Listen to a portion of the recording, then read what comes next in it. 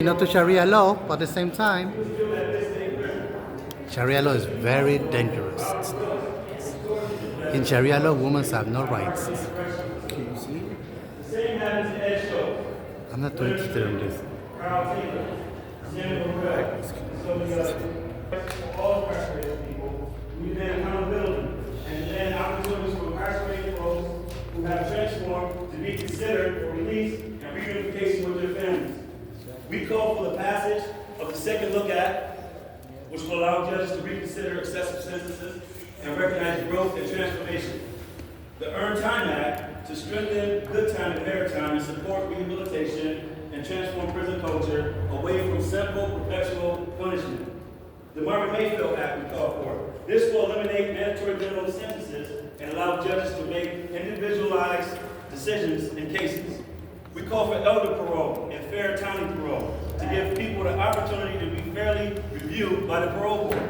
Right. We call for the rights behind bars. That's right. This will protect the basic human rights of all incarcerated people. I was 22 years old in 1999, and I was sentenced 25 years to life. I grew up and became a man while I was incarcerated. In prison, I became a violence interrupter. I graduated college. I was a hospice care provider, a mentor. Despite all of that, all I did and all the accomplishments, I wasn't able to come home until I was 47 years old. So many people behind these walls dream of the day that they can come back to their communities and give back. So many people that has been transformed, that has been healed, and is ready to be free, are being held hostage by the system. When you look at me, I want you to see the thousands of people who deserve that same chance. Peace. My name is Messiah Ram. I serve as the Associate Executive Director of Youth Justice Network, and I've spent almost 2 decades working with young people. Messiah Namwe was like my little brother. He was one of our youth members at Youth Justice Network. This past weekend, Messiah was killed by a swarm of prison guards at Mid-State. He was only 22 years old. Yeah. Messiah was about 16, 17 years old when we first met. He was soft-spoken, but strong and grounded. He used to come to our office on 127th and Lenox Avenue, just a couple blocks from where he lived. He was academically gifted and came from a family that loved him. He wanted to study, he wanted to grow, he wanted to build. He was looking for a safe space. And then the pandemic hit. During that time, I hadn't heard from Messiah. And it was very much strange because we had a relationship where I would call him, but he would also call me and check on me as well. I was concerned. Then one morning I got a message that Messiah had been shot by the cops. He had been doing graffiti and the police chased him. He panicked and pulled out a weapon. They shot at him 31 times and only missed 4 times. I don't know anyone who survived 27 bullets. Right. I know people who didn't survive just one. Right. But Messiah did. Carrying that name Messiah with much strength and power. When I got to Lincoln Hospital, they wouldn't let me in. The police had his room surrounded. They were already trying to frame the narrative calling him a cop killer. Even though the only one who got shot was Messiah. When he was in that hospital bed learning to walk again, we talked every day. At Youth Justice Network, we enrolled him at Bard College. And he stayed engaged in our arts, music, and mentorship programs. He started a clothing line called Viva La Freedom. But you could see it. Messiah wasn't the same.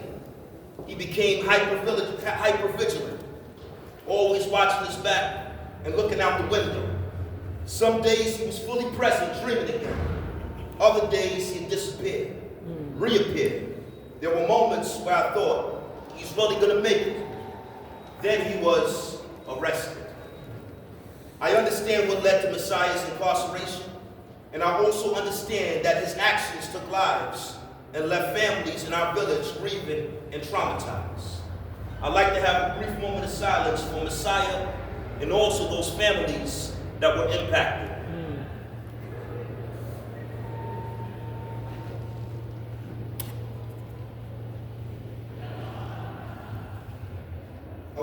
like to say that also we understand Messiah's actions, although we understand Messiah's actions, what truly needs to be held accountable is the system that sets our young people up to failure, that funnels them into harm instead of offering them a way out.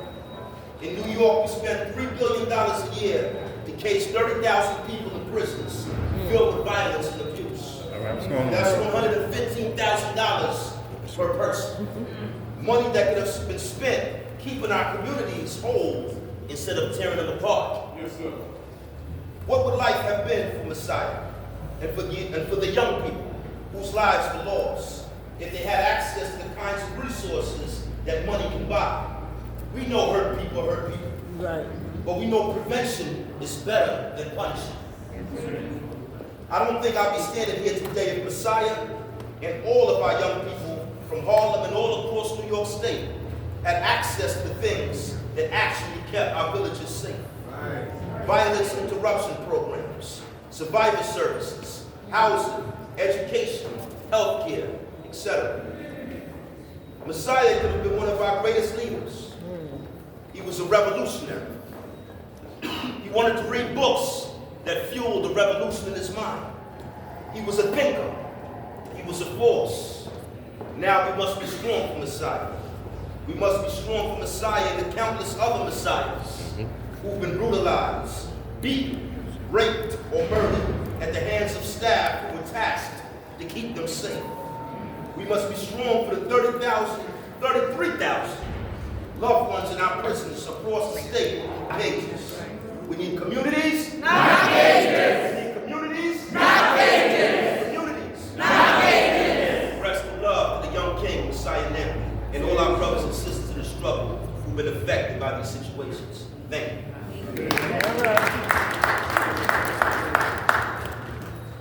Thank you, brother. Great job. Next, we're going to call up Quinte Bradley.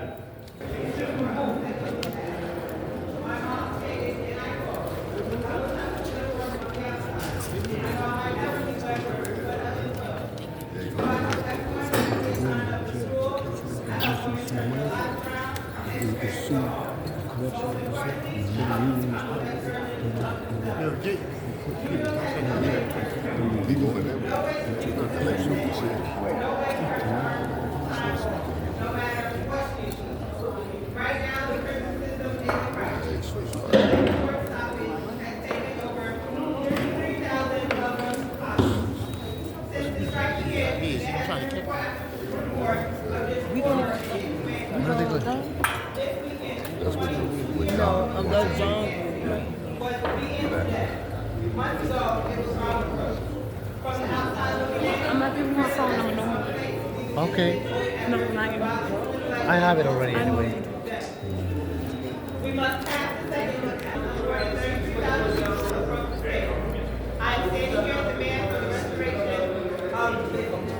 I stand here in demand of the passage of urgent reform, including the second look at, Earned Time Act, and Marvin Mayfield Act. I stand here in demand of Governor Hochul to utilize her tools and powers to release community-ready individuals. I demand she brings our people home. I am Monica Quinte. My mom is Tammy. Free Tammy. Free Get us off the women. Next, I want to call up Jerome Wright, State Hall.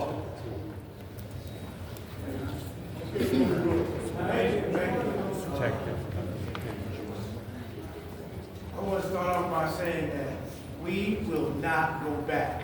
That's right. Hey. We won't go back to 23 hours in the cell and 1 hour recreation.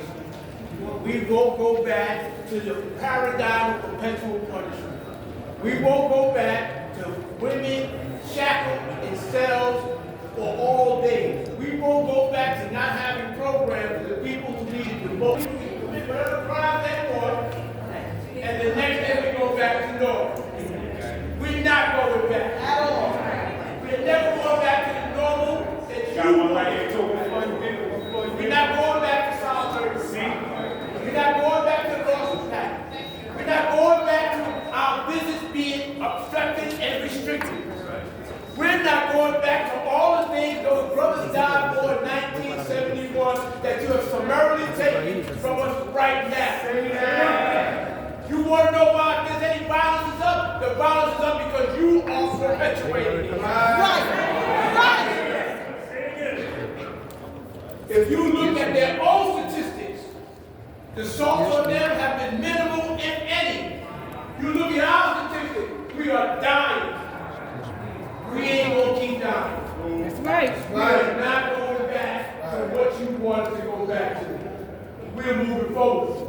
And either you're gonna move forward with us, or we're gonna drag you kicking and screaming. We got the trees walking in the building. And I cannot speak for my sister. That's protocol, ladies and gentlemen, put your hands together for my sister.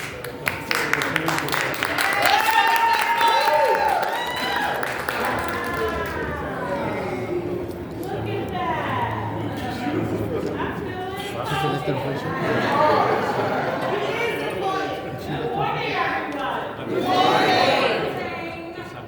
So yesterday, I had an opportunity to speak with another Messiah. And I said, Messiah, can you talk to me a little bit about the Messiah that we lost? Because there is a saying that our history doesn't begin where they dropped us off at. It begins where they picked us up from. And so our beloved Messiah, his story began a long time ago. A number of failed systems on behalf of him, perhaps his family, maybe his neighbor, and other family members as well. And when we lose out on opportunities to provide for adequate education, to provide for mental health services, to provide for addiction services, at the onset, we open ourselves up for a life of turmoil. As they say, an ounce of prevention is worth more than a pound of cure. If we had taken the time as a government to invest in Messiah at an early age, maybe he could have been the writer of the books that he loved to read. Maybe he could have been the therapist of his friends that he was with each and every day. Maybe he could have been sitting in the seat of his social services mentor that he loved to talk to on a regular basis. But instead, Messiah was met with 27 bullets, 27 shots, and they only want to acknowledge 11, even if it was just 11. Imagine the mental state that one has to go through. I still remember the cut on my foot when I crossed the street at 7 years old that I received. Imagine what he must have been going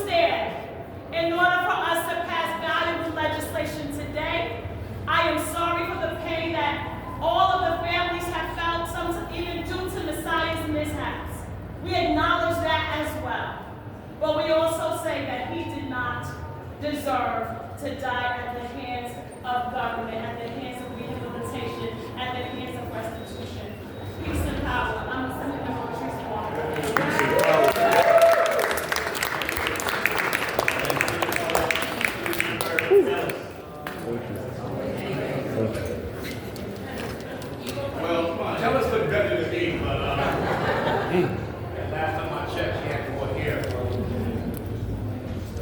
Communities! Not cages!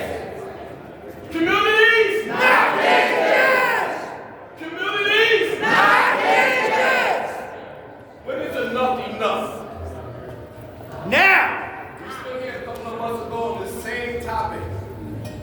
Robert Brooks, murdered by the hands in the hands of the same officers who we gave an oath to protect these young men and women in facilities. Here we are now in March. Claro. Murdered by Just leave him officers. without talking. Governor, Commissioner, unions, you have the footage. Release the footage. Nicer Cobra released footage of me armed with officers in Marcy. So you have the audacity to release that footage. Release the footage of Messiah. I go back even further. Release the footage of Robert Brooks leaving Mohawk. Where's that footage?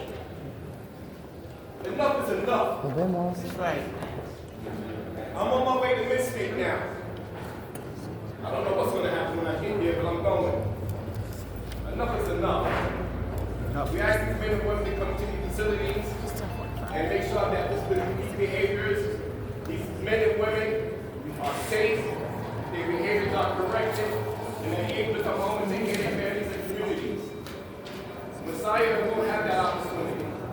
Robert Brooks damn sure won't have that opportunity. We have to make sure this stops. And I'm talking to my legislative colleagues, I'm talking to the governor, I'm talking to the commissioner, I'm talking to the unions. They have to stop. Let these men and women do their time and come home safely. Again, it was sentenced to 5 years. Messiah was sentenced to 5 years, not a death sentence. Not by death by non-officers stomping and beating on you. Robert Brooks was sentenced to 5 years. Not death by 11 officers stomping and beating on you, punching on your groin, choking you out. Let's talk about Freddie McKee and Cat Sackey. I can give you a whole bunch of other names. But Nysa Cobra released one video of me arguing with the women in Marcy. And guess what? Anything is not happening. Yes, sir.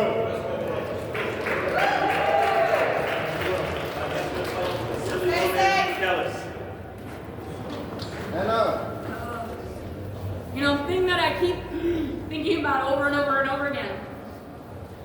We made the death penalty illegal in New York State many years ago because it is inhumane.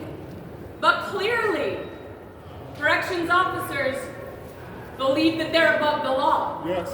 Because this act is illegal. And the fact that if people were murdered and caught on film murdering someone, they would be in prison immediately, without bail, held, and the entire world would be holding them culpable. We have people who murdered Brooks who are still employed. To this day, still employed. We have a murder that happened this weekend. Messiah's murderers are still employed. They murdered someone. That is against the law. They're not in jail. They're working in jail. That's not right. Not right. That is not a system of equity, and that is not a system of justice, and that is why we're here.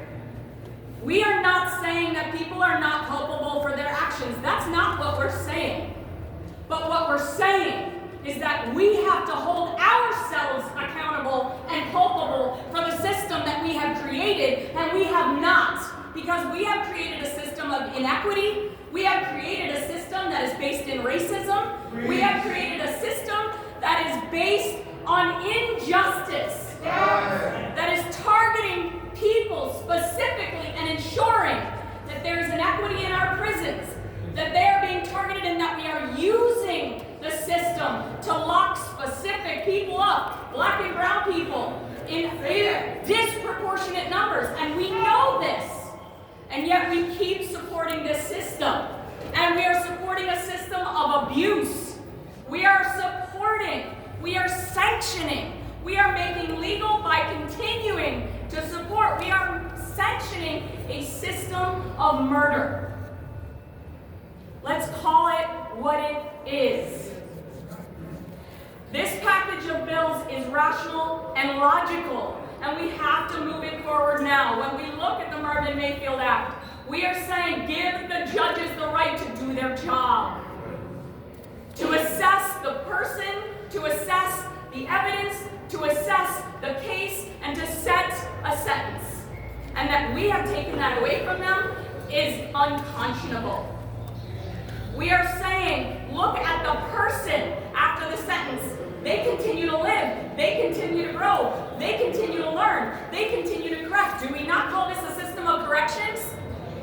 Then why do we not allow ourselves and the judges to look at the person who they are years after that sentence and say, have they reformed? No, if we don't, then we have a system of punishment, not a system of corrections. And I am hearing over and over again in these halls, we have heard, corrections officers want a rollback of HALT. They want to lock people up indefinitely, 23 hours a day, without programming.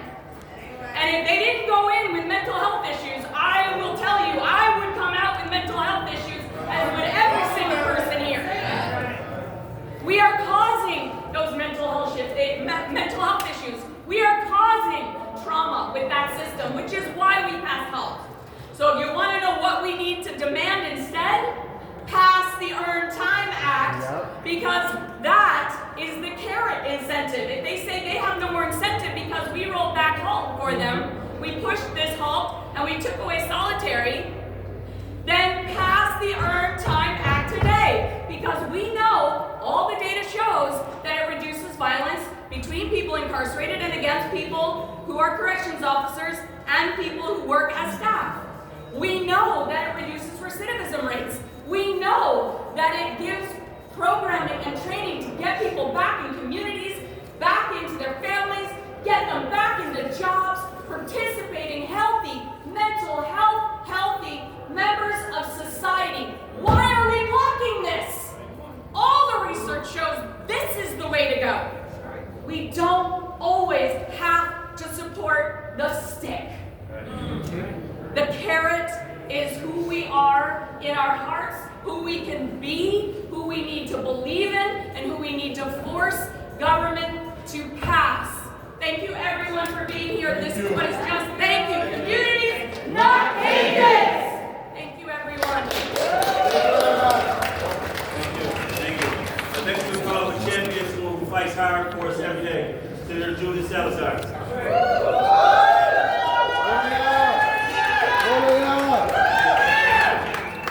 Thank you. I have to begin by just stating it as New Yorkers, as neighbors, our response when people are being systematically dehumanized should never be to fail to implement the HALT Solitary Confinement Act. That doesn't make any sense. In these legislation that has been held up for years that we all know would make our communities safer, would treat people with dignity and respect, return people to our communities to contribute positively to public safety, and make conditions safer for people inside. That includes, as Assemblymember Tellis just spoke passionately about, it includes the Earned Time Act.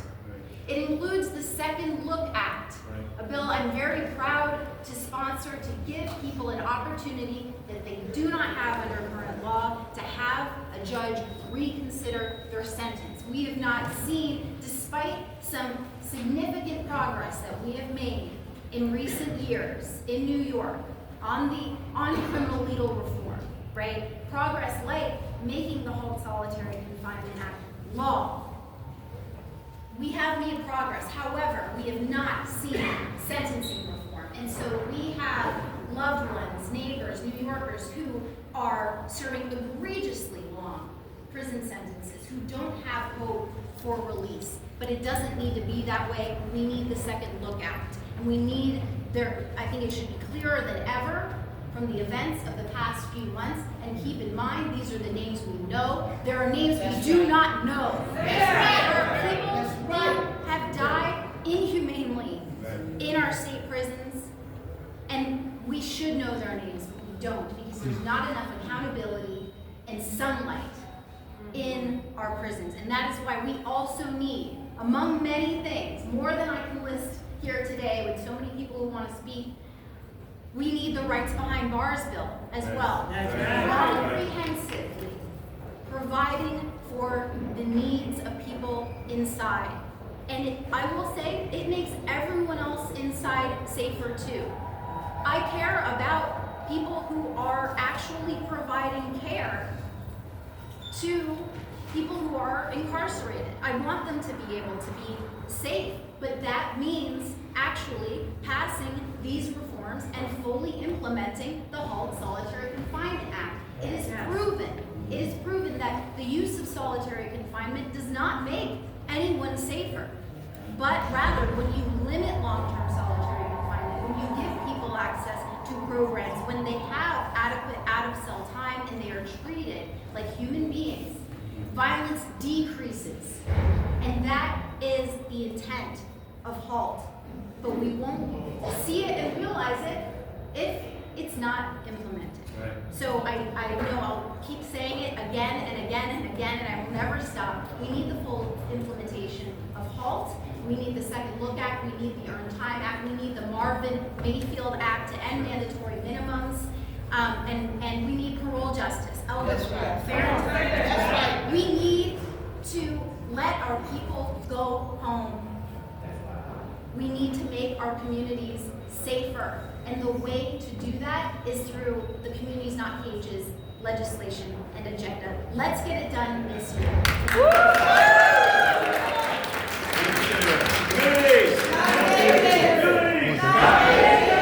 Humane alternative to long-term confinement. That's what HALT stands for. Next, I want to call up Victor Pate to speak a little bit about HALT. Good morning. In the name of God, most gracious and most merciful. Salam alaikum, Ramadan Mubarak for everybody who are Salam in the bacon. So, I'm Victor Pate. Salam in the bacon. Salam in the For 8 bacon. and a half, almost 9 years that we advocated for its passage. Not one time that we have invited the corrections officer to come to the table.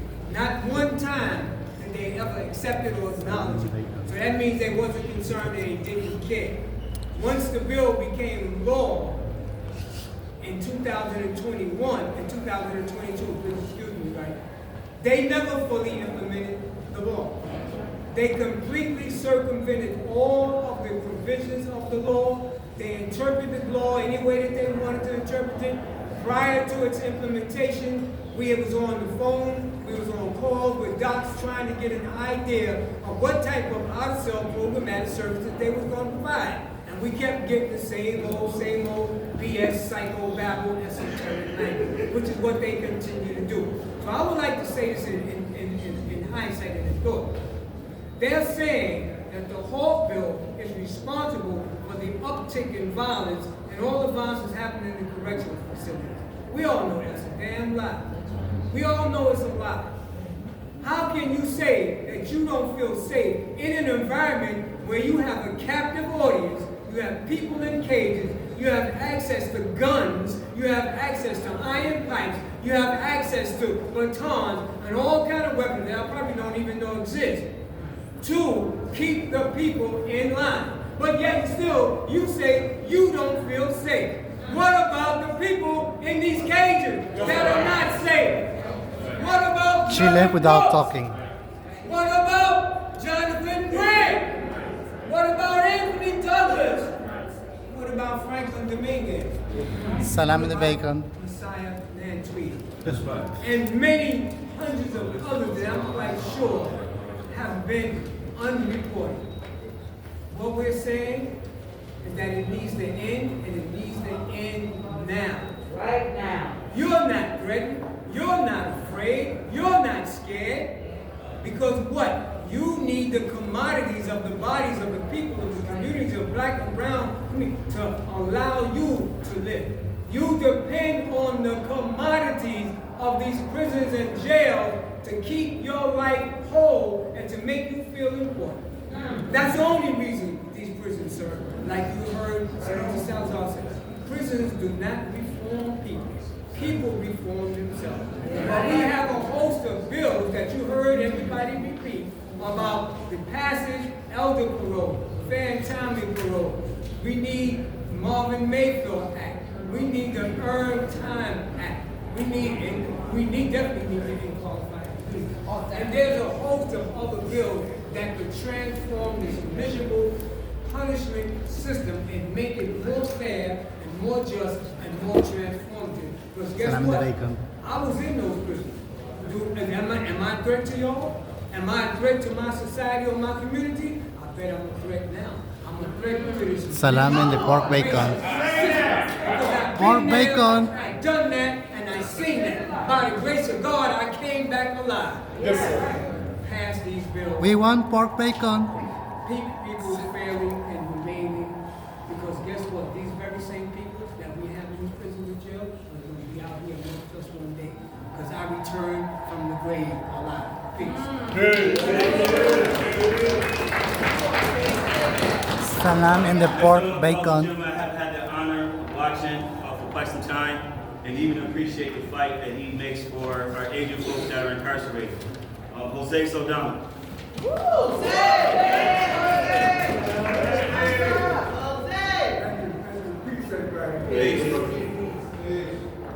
In 2018, I walked out of prison, Green Haven, after 38 years in prison. It was the happiest day of my life. I can't describe the joy that I felt. Walking out of prison. But there was a greater feeling than joy in my heart. Relief. I felt relief. I was walking out. I don't know why.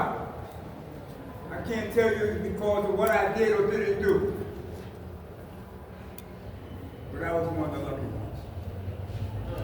There were so many people who came with me that were either beaten to death, tortured, medical neglect, some just lost hope.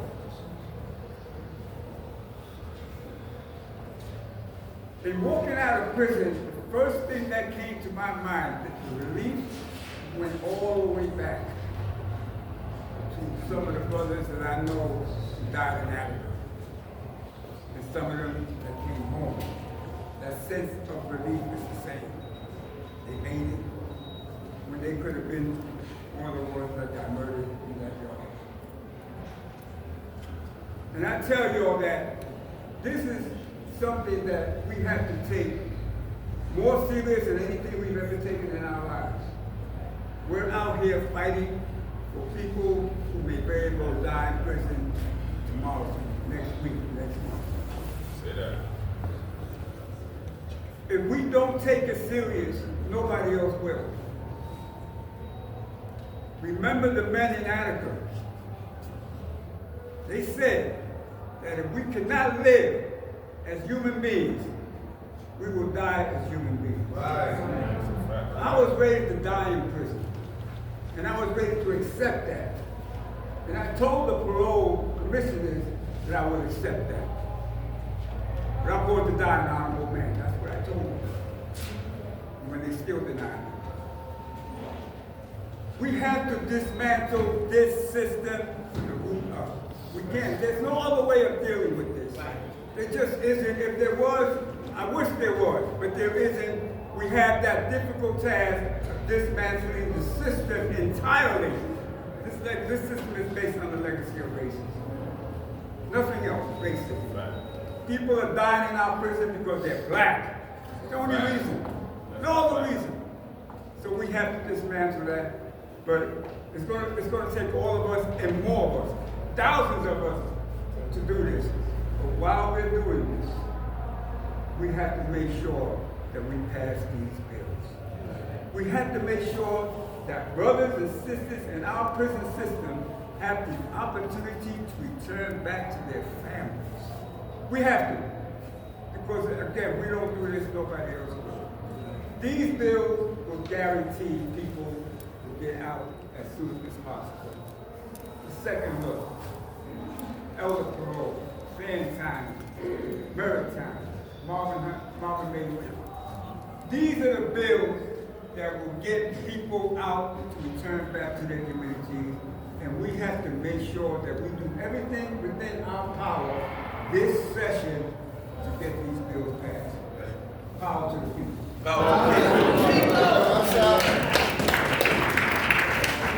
Thank you. Next, I want to call up a gentleman whose family has also been harmed by the system as well. Tim Schultz.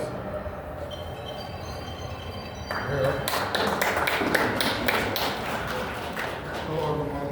My name is Tim Schultz. I'm here to speak about my nephew, Edward Schultz. He was 22 years old, age, and he died of a suspicious death this past December 17th last year. He was sent to Wynn Hospital. And he was 18 years old. He took a plea deal, just like 98% of most people ever, got sentenced. But he was there to do his time. He didn't have a death sentence. He just wanted to do his time, come around, get that out there. But my nephew, good person. He had 4 years. He had 4 years to go, and he was supposed to come home. He wanted him home. But the prison system made sure he never made it home. All he wanted to do is do his time, become a rapper, and he always smiled. So throughout the 4 years that was assigned, they moved him from prison to prison in the box. That's how they did the whole act. They figured out a way to utilize and go around the whole act. So he put you in the box for 30, 60 days here, they moved you from this prison, put you in another prison, and put you in another box for the same amount of time. When you run that time out of there, they run you from that prison back to another prison into another box. This is what they did to my nephew. So we really need the whole act, And when they put him in the box, last time in November, they broke his tablets. The correction officer broke his tablets, so he couldn't have communication to us, his girlfriend, my sister, which is his mother. He used to call me and have speak on the phone all the time. He called me 2 or 3 times a month. So when I didn't hear from them, I asked my sister, like, hey, are you afraid I'm going to get the competitor yet? I was checking around. I said no. So we were writing out there. He was calling the prison. They wouldn't give us no information. They said, oh, he's fine, everything's okay. He's in solitary confinement. So we were like, well, we haven't heard from him. What's going on with his family? They didn't give us no answer. So, he was sexually assaulted too, in the box, by the correction officer. So, they did a lot of stuff to my nephew. He was 22 years old. He had just turned 22 November 3rd. And December 17th, that's when the incident happened with him. And,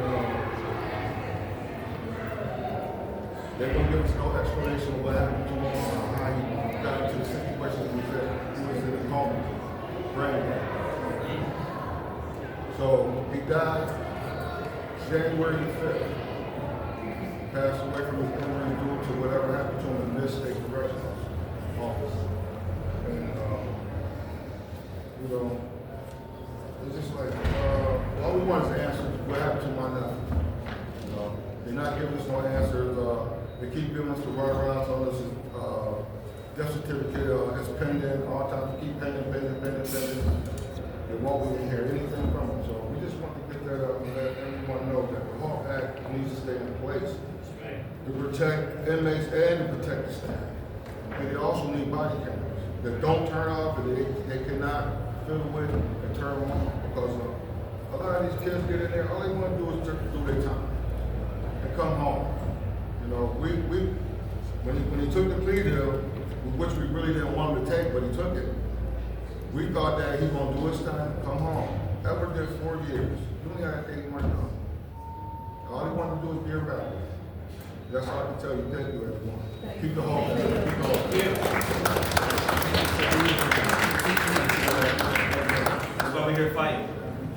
Next, I want to call up some more of our champions that's in this fight to get up, go to work and fight hard every day for us. Assemblymember Segarra. Good afternoon. You know, it pains me to continue to sit here time after time and hear the stories that we hear. And the truth is, you should not have to be lucky to make it home from prison. You should not have to be lucky to ensure that you get justice. And so today, a lot has already been said. My colleagues and I are here to stand in solidarity with many of the advocacy organizations that are here today, with many members represented here by family. And we're here to say one thing: enough is enough. Enough is enough. Enough is enough. You should not have to be lucky to receive justice. Today, we're not just here talking about matters of policy. We're talking about matters of justice, matters of equity, of fairness, to making sure that we're creating a society where we believe that everyone has the right to be able to get home and live a productive life and to be able to be a person who contributes to the successful society that we all want. And so, I'm just here standing in solidarity to say that I hear you, to say that I feel your pain, that I see you, that I acknowledge you, and that I stand with you in acknowledging that today is not just another day, but tomorrow will be a better day. Because today we stand for what is right. And so I want to thank all the advocates that are here today. That day after day, week after week, month after month, and year after year, you come up and you remind us of the importance of the work that we as legislators do. And so I want to thank you all today, and I want to encourage you to continue those efforts and know that in this assembly member from the Bronx, you have a champion, and I got your back. Thank you guys so much. Appreciate that, Assemblymember. Also want to call up Assemblymember Gallagher next. Thank you. Hi, everybody. As sorry as I am to be here, I'm happy to be with this community because it gives me hope. And I have to tell you, when I was growing up, my mom used to say, the people you should be the most afraid of are the police who feel like they can act however they want. And as a public historian, I've learned about the history of this country, and I know the prisons are just institutionalized racism.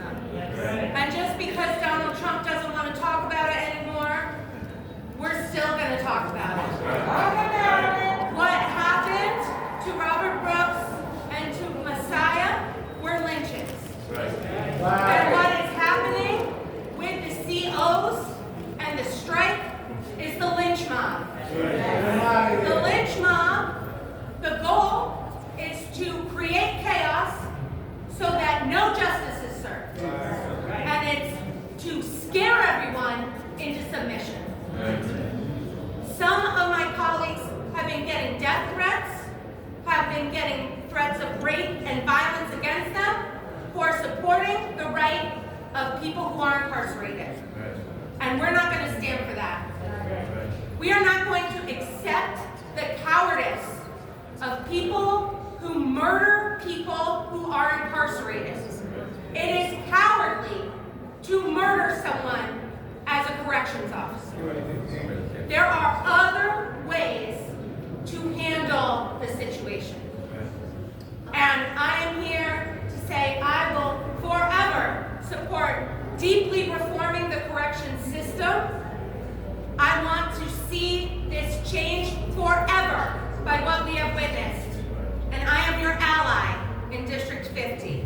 Thank you. Thank you. Next we will call for another ally, Assemblymember Salam.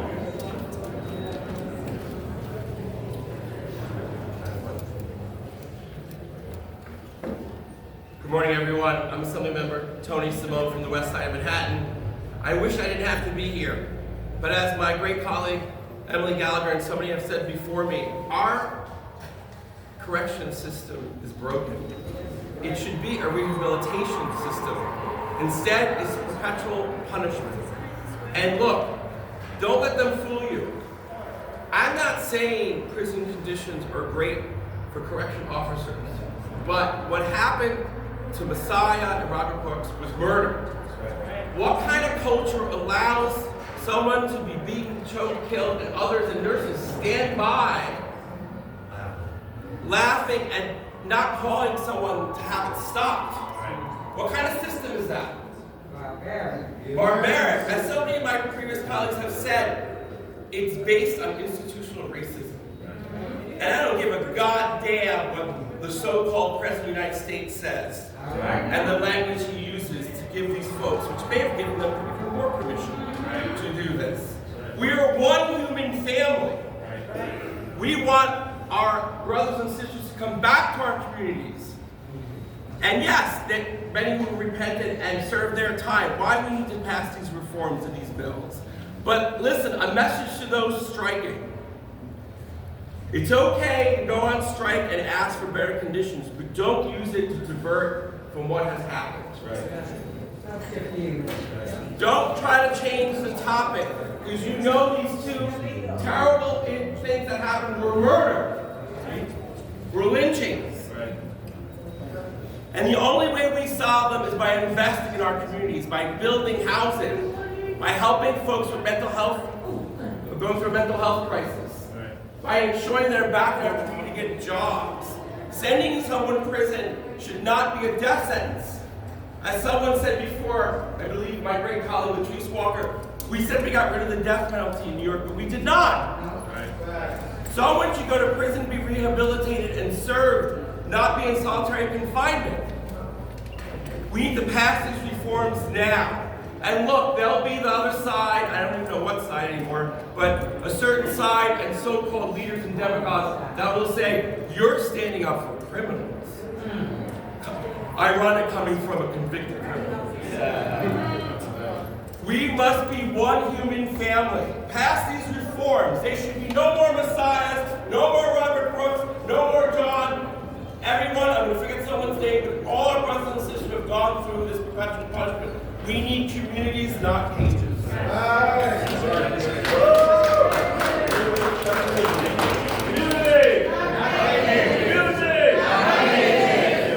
Next we'll come for another champion, Assemblymember Burdick.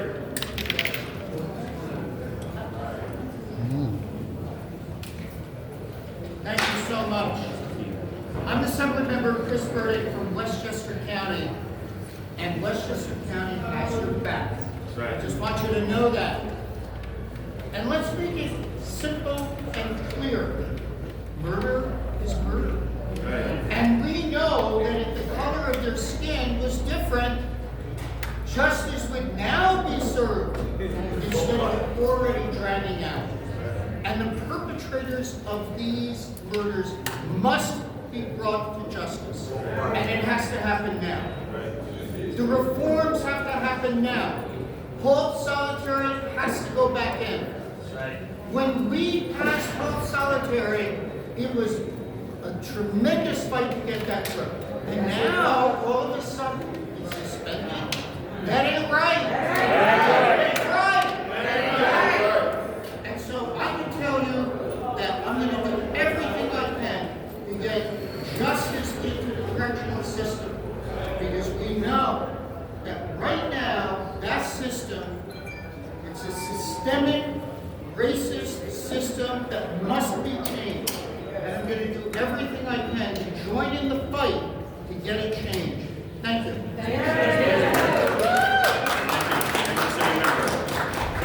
Next, I want to call up a gentleman who's doing great advocacy work in so many different fields and aspects for us all, Sean Young.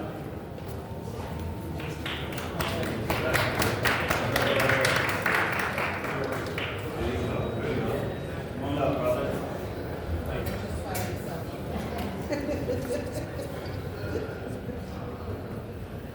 First of all, like I start most when I get up here to talk, thank everybody for being here, for showing up. I know you don't need that, thanks. Many of us are in a lot of pain right now. As I sat here and I listened to the many speeches about the tragedy that's happening in prison, I felt heartbroken all over again. I listened to the story of Messiah surviving that tragedy, being shot that many times. He couldn't survive our correctional department. He couldn't survive the COs who went back inside. The brutality and the racism and the oppression that we are here time and time again facing and shouting down just to face it all over again. That ain't right. That ain't right. That ain't right. That ain't right. What is it that we need to do to get the changes that we deserve and maintained for all of our communities? For the most vulnerable of us. I watched some children just come up the back steps there, happy and gleeful, and you knew it was children because of the pounding of the feet running up the stairs. That's the generation that's next up. Our children right here, they matter.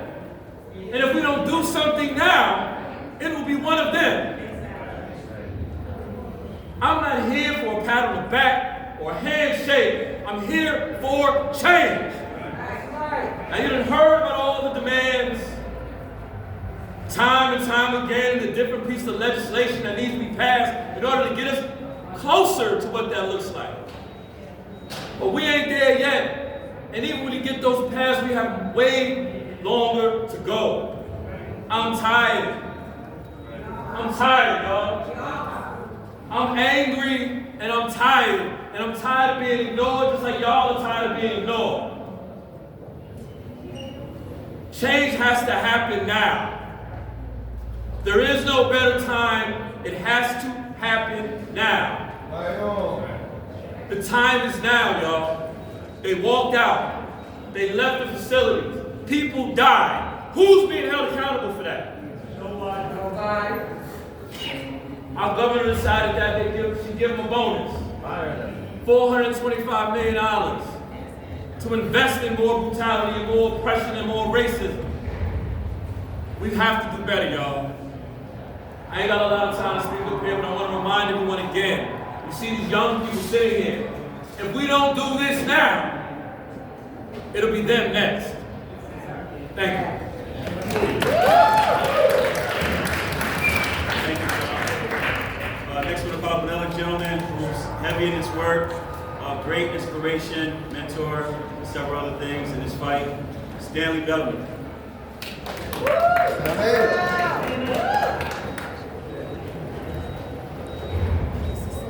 How everybody doing? My name is Stanley Bellamy. I'm the New York City community organizer for the releasing aged people in prison, commonly known as RAP. I'm also formerly incarcerated, having served 37 and a half years of the 62 to life sentence. Also, I'm an impacted family member who has a brother in prison who went to prison at the age of 20 and within 3 months will be 60 years old. But I'm going to tell you, I'm not the most elegant speaker, nor one whose words will be placed on a pedestal of immortality. I'm just a simple man that speaks from the heart. And right now I'm very emotional, so I broke down what I want to say to keep my emotion in check. Because this is a serious situation, because that death on Saturday could have been my brother. That's right. Isn't it ironic that the very people who talk about law and order are the same people showing they disrespect for the law by breaking the law? Right? Isn't it ironic that the very people who are talking about safe conditions are the same people who locked incarcerated people in their cell and then walked off the job. Who didn't give a second thought about how they're going to eat, how they was going to get their medication, how they was going to get something basic as hot water. They didn't care. These are the very people who are talking about unsafe conditions. Isn't it ironic that the very people who work in many of these upstate prisons where abuse and oppression conditions are the norm because of their actions are now complaining about unsafe conditions. They're complaining about body cameras because they don't want to wear them. And that's simply because they want to continue doing what they've been doing for years and getting away with it. And nobody has said anything about it but those who experienced it and was telling the public about it, but nobody listened. And now we have all this going on. So yeah, I'm very emotional. I'm very emotional. They're demanding that we repeal war. Let me tell you a story. In 1987, I was in Attica Correctional Facility. While walking through the hall, I started talking. Because I was talking in the hall, I received 30 days key lock. That means 23 hours a day lockdowns with 1 hour rest for talking in the hall. While going to the mess hall, if you get into an argument in the mess hall, it's an automatic 90 days in the box for arguing in the mess hall. That's SHU. So this is why HALT is important. This is why we can never repeal law, because they abuse SHU. They abuse solitary confinement. They put you in the box for the basic little things, and then they call that control. That's how they want to control. They want to be in control. That is, let me not put that word out on say because I'm being recorded, but that is some BS.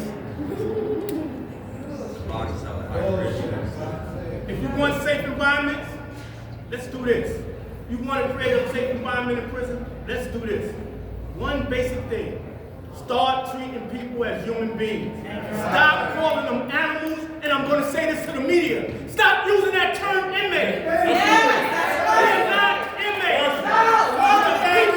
We are human beings. Do not use that term no more.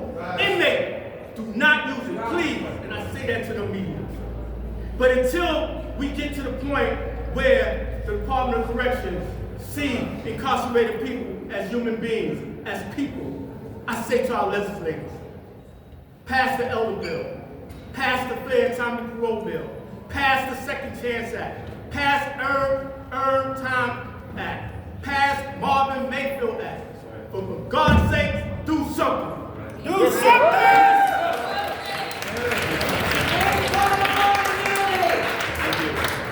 So in closing, I want to thank everybody for coming out today, showing up. Everybody here representing family and loved ones who carry a heck of a burden.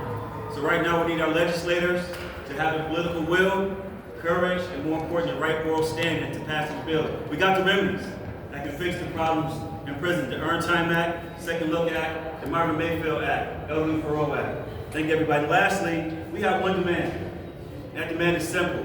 We want justice. And we will not stop until we get it. Thank you. Salam in the bacon and no Sharia law. We say salam in the bacon, pork bacon and no Sharia law. We say no to Sharia law, and salam in the pork bacon. Salam in the pork bacon. We want pork bacon, not to be prohibited.